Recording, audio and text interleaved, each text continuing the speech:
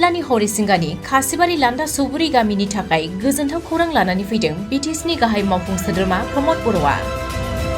उदालगुरि जिल्ला हरिसिंगा ओनसोलनि सिङाव थानाय खासिबारि लान्दा सुबुरि गामियाव थानाय ब्रह्म मन्दिरनि बायदि जेंनाफोरखौ सुस्रांनो थाखाय थांनाय समफोराव बियाबनि एमसिएलए सन्जय सरगियारिया खोथा होनाय बायदियै मन्दिरनि सोरगिदिं इन्जुर लुफुंना होनायखौ दिनै बिटिसिनि गाहाय मावफुं सोद्रोमा प्रमद बर'आ बेखेवनानै होयो। लोगोसे बिटिसिनि सिङाव थानाय बायदि रोखोमनि बाथौ थानसालि, मन्दिर,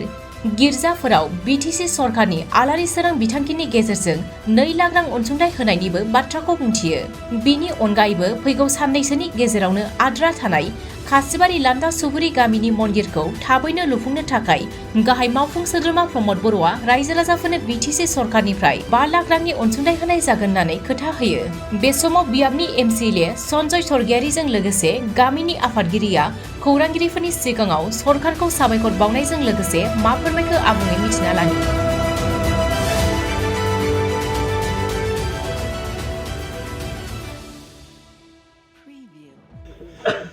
बोसोरथामनि गेजेरावनो इउपिपिएल दोलोनि जाय सरकार आरो बिटिआरनि चिफ एक्जिकिउटिभ मेम्बार प्रमद बर' सार बिथांनि दैदेननायाव बिटिआरआव गासैबो जायगायावबो डेभेलपमेन्ट एक्टिभिटिसफ्रा जागासिनो दं, जोङो नुदों आरो रायजो राजा बिथांमोनानो बिनिनो साखि। जोंनि हरिसिंगा समस्तियाव गुबुन गुबुन धोरोमनि मावखुलिफोर बहाय दं। जोंनि हरिसिंगा समस्तिनि सिङाव ख्रिस्टियानफोरनिबो जे मावखुलि हेडक्वार्टार बेनो जोंनि हरिसिंगायाव दं। एकहरन भगवती समाज आरो बिथांमोननि हेडक्वार्टाराबो जोंनि हरिसिंगा समस्तियावनो आरो हरिसिंगा बियाब बाथौ महासभानि जि मावखुलि हेडक्वार्टार बेबो जोंनि हरिसिंगायावनो आरो बेबायदिनो ब्रह्म धोरोमनि जि मावखुलि आरो बेबो जोंनि हरिसिंगा समस्तियावनो। दा बेखौ जुदि नायोब्ला रिलिजियास अनुस्थानफोर आरो धोरोमारि गुरुफोर जोंनि हरिसिंगा समस्तियावनो बुंफबना दं होननानै जों बुंगोन आरो बे जोंनि थाखाय खुब गौरबनि बाथ्रा जे बेबायदिनो धोरोम अनुस्थानफोरा जे मोनसे जायगायाव जेब्लानोखि जथाय थागोन आरो बहायनो आशीर्बाद थायो होननानै जोङो मोनथियो। दा बेबायदिनो मानगोनां प्रमद बर' बिथांनि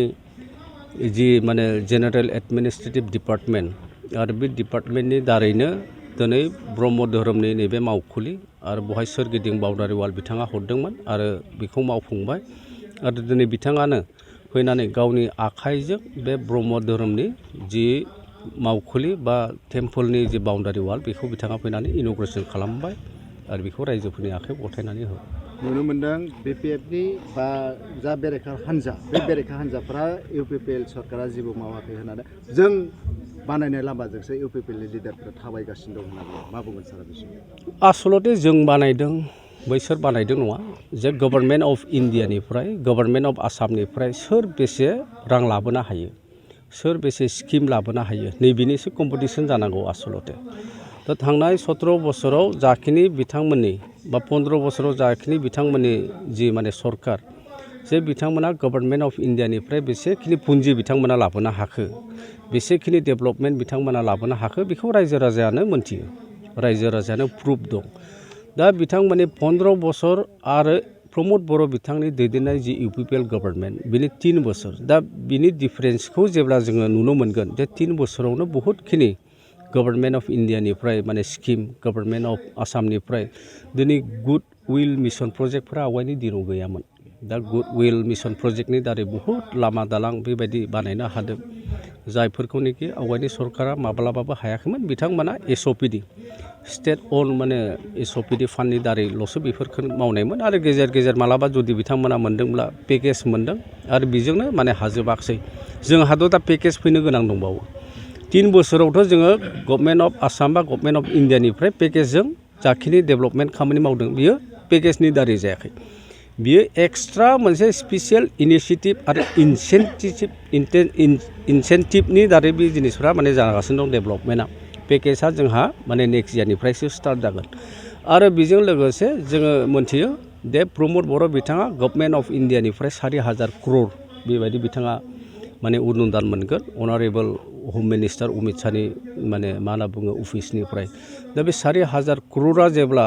नेक्स्ट इयार जेब्ला फैगोन आरो बेबायदिब्ला जोंनि ओनसोलाव माने अनेक डेभेलपमेन्ट जागोनखौ जों नुनो मोन्दों गामि ओनसोलफ्राव बेबायदि लामा गाज्रिफोर माने थानाय नंला प्रत्येकटा गामियानो जायखिजाया अनसुंथाइ माने मोननो हानायनि बेबस्थाखौ जों नुहुरदों बिथाङा फैनानै इन्स्टेन्टलि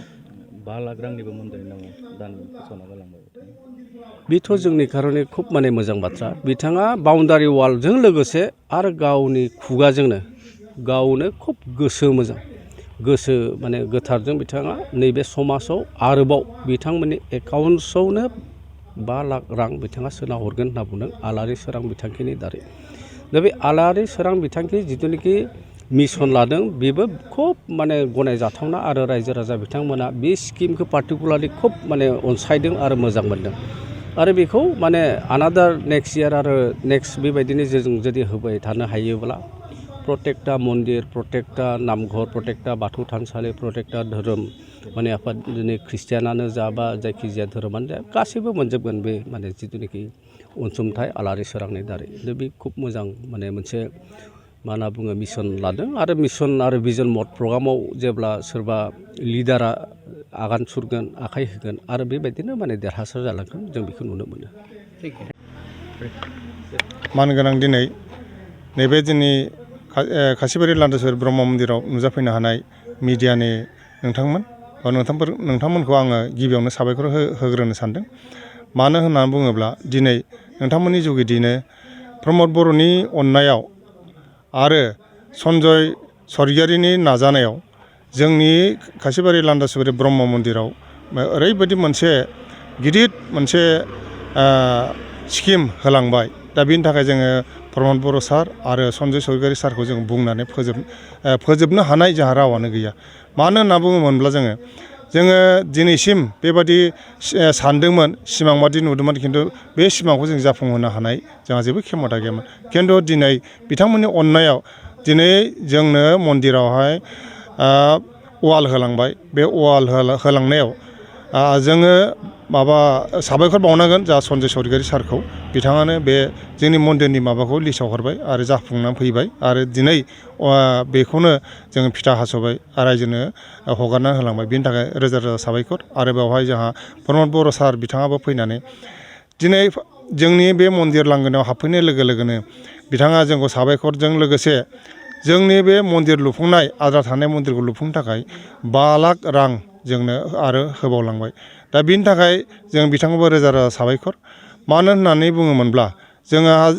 समाजाव इसिबां रांखावरि गैयामोन थेवबो बेखौ नुनानै बिथाङा जोंनो 5 लाख रां होलांदों बिनि थाखाय साबायखर आरो आङो आगोलाव जेबादि जोंनि समाजाव दुखियामोन दा नैबेखौ दुखियाब्लाबो जोंनि समाजाव दा जों एसेबाबो डेभेलप बायदि मोनदों मानो होननानै बुङोब्ला जोङो सरकारनिफ्राय जों गोबां अनसुंथाइ मोननाय जाबाय दा जोङो दिनै वाल बानायनो मोनबाय बेबो मोनसे बिटिआर सरकारनि मोनसे अबदान आरो मन्दिर लुफुंनाय बे 5 लाख रां बेबो सरकारनि मोनसे अबदान बेबायदि हिसाबै आङो सानदों 3 बोसोर बैसोआवनो बिथांमोना जेरैबायदि मावबोदों बेनि थाखाय आङो बुंनानै आंनि बुंनांगौखौ आङो फोजोबनो हाया मानो होनना बुङोब्ला आंनि गोरबोनि खोथाखौ आङो बुंनानै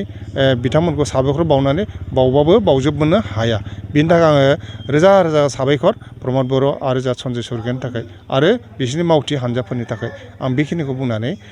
फोजोबनाय जाबाय गोजोन्थों। थांनाय सरकारफोरनिफ्राय जेबो मोनाखैमोन नामा? जोङो थांनाय सरकारफोरनिफ्राय जोङो जेबो मोनाखै मोनदोंमोन एनरेगानिबाबो जोङो बावहाय जिबादि स्किम जोङो फिसा आर्ट फिलिं मोनोमोन बे जेबो खामानि जायाखै बेनि थाखाय जोङो दा साननानै नायोब्ला 15 बोसोर बिथांमोना बिपिएफआ सरकार सालायदोंमोनब्लाबो दा नैबे 3 बोसोरनि जों रुजुनानै नायोब्ला अख्रांजों हाजों समान बा हिमालय हाजोजों समान जोङो हमनानै लादो 15 बोसोर बैसोनि आरो 3 बोसोर बैसोनि नैबेखौ जोङो रुजुनानै नायबानो जों गासैबो हमनो हायो बावहाय सोर बेसेबां मावदों मावाखै नैबावनो आसि थाइसेयाव आसि मोनसेयाव जोङो नुजोबनो हायो आरो मोनथियो बेनि थाखाय आङो इउपिपिएल सरकारखौ आंनि गोरबोनिफ्राय आरो समाजनि आफादगिरि जानानै आं समाजनिफ्राय जानानै रोजा रोजा साबायखर थाबाय बेनिखायनो आङो नोंथांमोनखौ आङो मिडियाखौ आङो आंनि गोरबोनिफ्राय साबायखर होबाय एसेनोसै गोजोन्थों।